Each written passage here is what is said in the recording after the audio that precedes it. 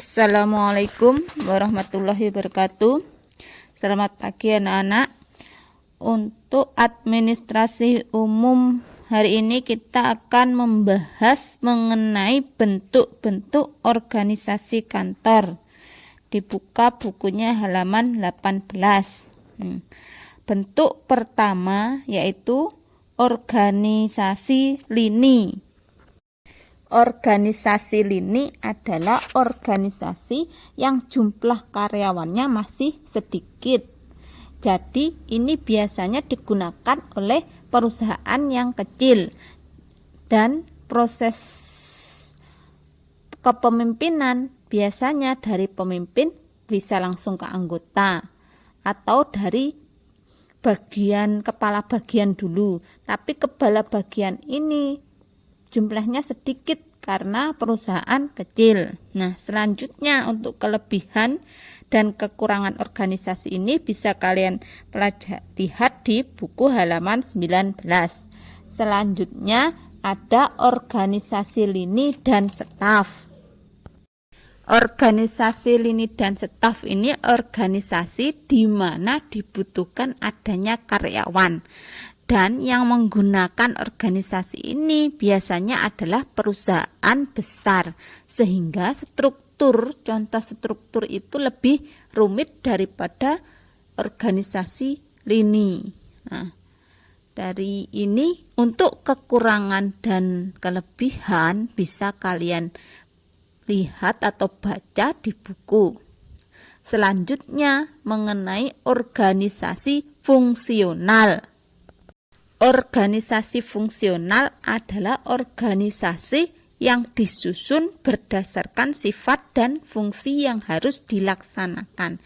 Nah, jadi bentuknya dari direktur langsung ke manajer yang memiliki fungsi seperti keuangan, produksi, pemasaran, seperti itu. Jadi dari direktur langsung ke manajer keuangan atau manajer produksi.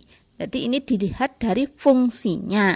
Nah, selanjutnya ada organisasi divisional. Organisasi divisional adalah organisasi yang terdiri dari beberapa unit atau divisi bisnis yang terpisah. Jadi setelah direktur utama baru memiliki tanggung jawab kepada divisi tertentu, baru divisi ke manajer, bukan dari direktur langsung ke manajer, tapi ke divisi dulu, baru divisi nanti itu akan ke manajer. Selanjutnya bentuk organisasi matriks. Organisasi matriks adalah organisasi gabungan dari fungsi dan divisi. Nah, organisasi matriks ini dengan gabungan itu merupakan gabungan terbaik untuk membuat organisasi yang lebih efisien. Selanjutnya akan membahas mengenai struktur organisasi. Struktur organisasi adalah susunan berbagai komponen atau unit-unit kerja dalam sebuah organisasi atau perusahaan di masyarakat. Nah, contohnya seperti di gambar. Itu adalah contoh struktur organisasi yang sederhana.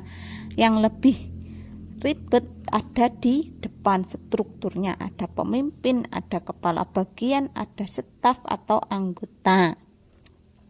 Selanjutnya mengenai fungsi atau kegunaan struktur dalam organisasi. Yang pertama, kejelasan tanggung jawab. Dengan adanya struktur organisasi, maka tanggung jawab setiap anggota itu nanti akan jelas kemana mendelegasikan tugas, kemana melaporkan tugas, sudah tertera di struktur organisasi. Selanjutnya fungsinya yaitu kejelasan kedudukan.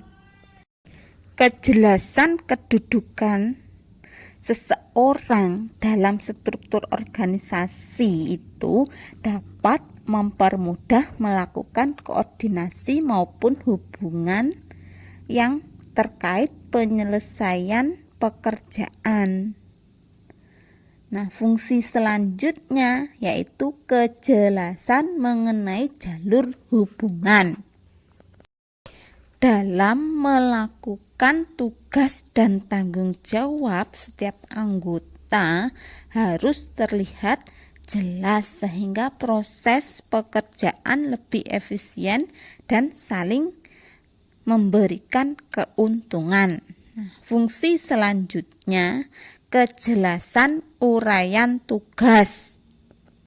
Struktur organisasi ini sangat membantu pihak pemimpin melakukan pengawasan dan pengendalian, sedangkan untuk bawahan mereka akan dapat berkonsentrasi dalam melaksanakan pekerjaan karena uraiannya yang jelas.